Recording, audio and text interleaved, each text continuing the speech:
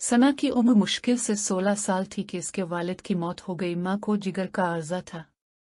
छोटा भाई 7वीं जमात में पढ़ रहा था। बाप की वफात के बाद घर का खर्चा मुश्किल हो रहा था, तो सना ने सोचा कि कहीं नौकरी की जाए, सो नौकरी की तलाश में निकल पड़ी। मैट्रिक पास थी, नौकरी कौन देता।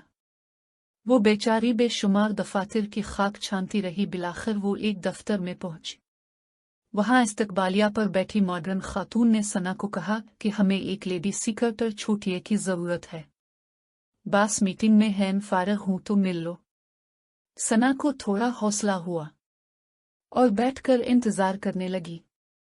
सना के इंतजार की घड़ियां खत्म हुई। बास की मीटिंग इख्तिताम पजीर हुई। बासीन ने अंदर बुलाया। जैसे ही सना दफ्तर में दाखिल हुई, बास ने देखते ही चीखना शुरू कर दिया कि तुम किसी मदरसे में पढ़ने आई हो या जॉब के लिए आई हो।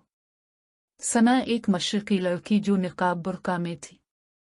सना एकदम चकरा सी गई कि वो पाकिस्तान में है, यूरोप में, जहां बुर्का पहनने पर इतना गुस्सा किया जा रहा है। उन्हीं सोचों में गुम थी कि बास ने कहा, जाओ ये बुर्का और निकाब उतार के आओ। सना ना चाहते हुए भी बाहर चली गई और बुर्का निकाब उतार के आ गई। जैसे ही अंदर दाखिल हुई तो बास के चेहरे की शैतानी मुस्कुराहट ने सना का इस्तकबाल किया। बास ने सना की खूबसूरती की तारीफ की, फिर ये पूछने लगा कि पहले तुमने कहीं जॉब की है, पब्लिक डीलिंग आती है, वगैरह वगैरह। तालीम के बारे में कोई सवाल ना पूछा गया। सना तजब्जुब का शिकार थी कि ये कैसा इंटरव्यू हो रहा है, लेकिन इसको नौकरी चाहिए थी, सो वो हाँ या ना में जवाब देती रही। आखिर में बास ने कहा कि अगर तुम ये बुर्का निकाब उतार कर एक मॉडर्न लड़की बन जाओ तो ये नौकरी पक्की समझो, तनख्वाह भी अच्छी दूंगा। सना ने एक दिन की मोहलत ली और घर वापस चली गई। घर पहुंचकर उसने सारी बात माँ से कह डाली। माँ ने कहा कि बेटी, ये लोग मुझे ठीक नहीं लग रहे, तुम नौकरी को रहने दो, हम भौके रह लेंगे। माँ ने इसको हदीस का हवाला भी दिया। हया ईमान का एक बड़ा हिस्सा है। बेहया जिस चीज में होगी उसे ऐबदार बना देगी, और सब अहम बात हया जन्नत में ले जाने का जरिया है। लेकिन सना को अपने घर की फिक्र थी, अपने भाई के मुस्तकबिल की फिक्र थी। सो रात भर सोचने के बाद सना ने फैसला कर लिया कि अपने घर की खातिर में ये सब कर लूंगी। जैसे ही अपने घर से निकली तो गली में आते जाते लोगों ने हैरत और अजीब निगाहों से देखने लगे, जैसे वो अपनी नजरों से सना का एक्सरे कर रहे हों।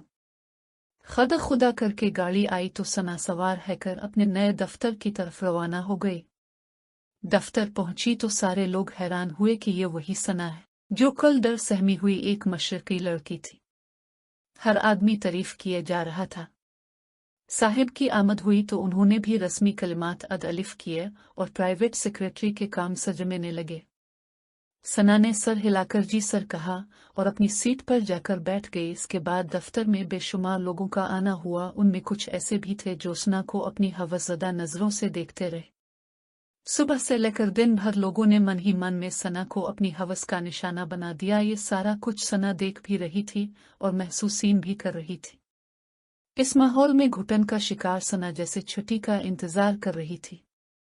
जैसे ही छुट्टी हुई सना स्टॉप की तरफ चल दी। इसका स्टॉप आया, उतरकर तेज छूटिए से अपने घर की तरफ चलने लगी। अंधेर अलिफ हो रहा था, कुछ ओबाश भी सना पर आवाजें किस रहे थे। जैसे ही घर के अंदर दाखिल हुई, अपना यंग एक तरफ फेंका और दरवाजे को कुंडी लगाकर बिस्तर पर लेट गई और आंखें बंद कर ले। ऐसा महसूस सीन कर रही थी जैसे इसका बदन तीरों से छल्ली हो चुका है, इसके जिस्म से खून बह रहा है। और सोच रही थी कि बिन्त हवा के साथ ऐसा क्यों होता है, इसका किरदार, उसकी काबिलियत क्यों नहीं देखी जाती, इसका जिस्म और लिबास उन चीजों पर क्यों हाव छूटिए है। माँ ने दरवाजा खटखटाया। सना ने दरवाजा खोला और माँ के गिले लगे के रोने लग गए। माँ समझ गई कि कुछ तो गलत हुआ है। माँ ने हौसला दिया और कहने लगी कि मैंने तुम्हें पहले ही मना किया था। सना चुप हुई और फैसला किया कि आज के बाद नौकरी के लिए बाहर नहीं जाएगी। इसके बाद सना ने घर में महल्ले के बच्चों को ट्यूशन पढ़ाना शुरू कर दिया और घर का खर्चा चलाने लगी। ये तो एक सना की कहानी थी। इस मुल्क में हजारों सना रोज ही हवास का शिकार होती हैं। हम लोग क्यों उनकी मजबूरी से फायदे उठाते हैं?